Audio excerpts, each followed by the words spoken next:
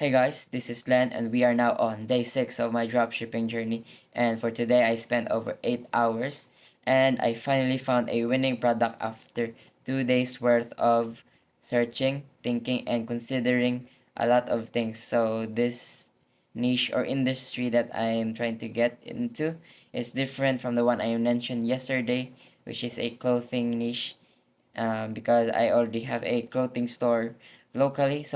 But today is a different niche, and but it is one that I am quite knowledgeable about, and I think that through this industry I can serve them. I can serve the clients a product or service that I can that helps solve their problem.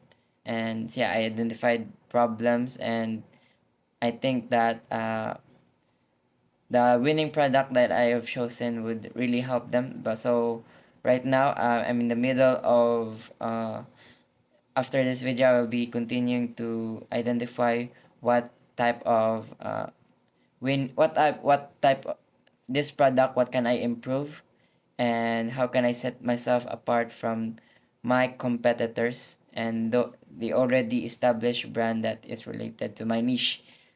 So yeah, I did my research.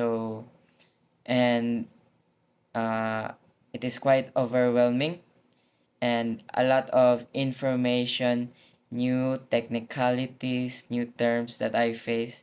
Um, it's overwhelming and confusing. So what I did first is to organize my organize myself and focus on what I should focus on first and do it step by step, so that I will be able to accomplish things one by one. And also, as I search my competitors, the well established, like how they present their product, what type of products they offer, what kind of features that set them apart, how do they brand their product. So it kinda like it kind of discouraged me a little bit, because oh, if can I do this or not. Lastly, I'm gonna leave you guys with a Bible verse. So read 2 Corinthians chapter 10 verse 12. So Jesus loves you, and see you on my next video, day 7. Jane.